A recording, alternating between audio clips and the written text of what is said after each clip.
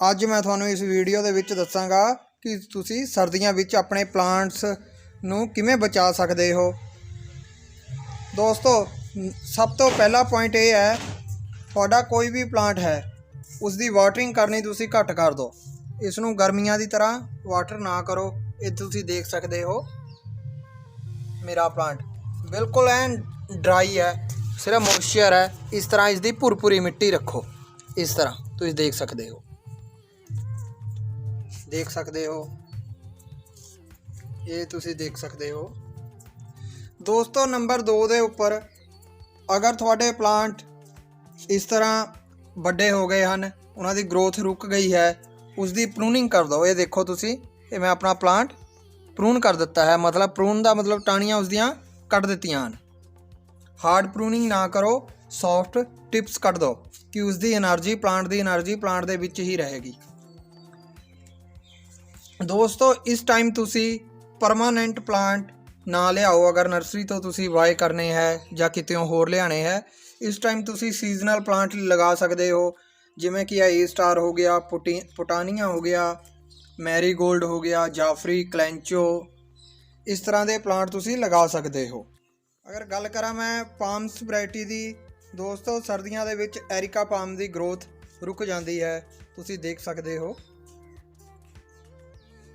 इसनों भी मैं बिल्कुल सुक्का रखा होया है मिट्टी नूं, क्योंकि सर्दियों के विच प्लांट्स दे विच अगर तुसी डेली वाटरिंग करोगे तो इन्हां दीयां जड़ां गल जाणगियां।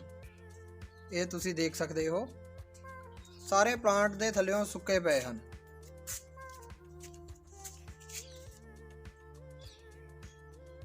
इस टाइम अगर तुसी स्नेक प्लांट लगाया होया है, वो भी एक सकूलेंट दे विच आंदा है, उसकी भी वाटरिंग करनी तुसी घट कर दो।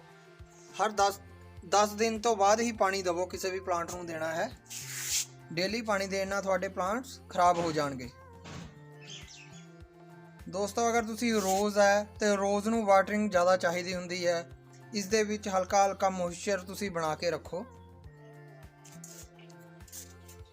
ये तुसी देख सकते हो मेरा बटन रोज़। दोस्तों अगर तुसी सर्कुलेंट प्लांट है, जिदा ये हवर्थिया है या ये रैबिट एयर है, दोस्तों इसनूं तुसी इस टाइम विच सर्दियों विच लगा सकते हो, परचेज करके भी लिया सकते हो। अगर तुहानूं इसकी कटिंग मिल जाती है, कटिंग भी इसकी ईजीली हो जाती है। अगर थोड़े कोल ये हबिस्कस है, जिन्होंने गुड़हल कहते हैं, दोस्तों ये भी हाईब्रिड गुड़हल सर्दियों में फ्लावरिंग करता है। जो देसी होंगे हैं वो डोरमेंसी रेस्ट में चले जाते हैं। ये मेरा हाईब्रिड है, देखो इसकी ग्रोथ हो रही है, इसनों फ्लावर आएंगे। ये तुसी देख सकते हो, इसनों नवीं नवीं कलियां आ रही हैं। इस टाइम तुसी नर्सरी तो लिया के ड्रैगन फ्रूट लगा सकते हो। अगर तुसी ड्रैगन फ्रूट की कलम भी लगाओगे, इस टाइम हो जाती है।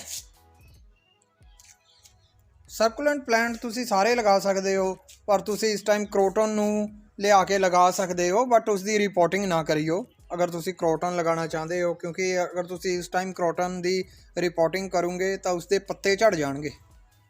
ये जो लीफ वाले प्लांट होंगे हैं, ये सर्दियों में थोड़ा ग्रोथ करनी घट कर देंगे हैं। जिमें मेरा ये प्लांट है,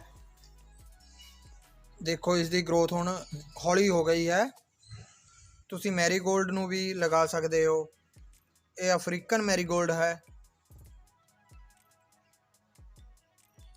दोस्तों अगर तुहानूं ये मेरी जानकारी वीडियो वधिया लगी होवे तो प्लीज़ मेरे चैनल नूं सबसक्राइब करो, वीडियो नूं ज़्यादा तो ज़्यादा शेयर करो। Thank you.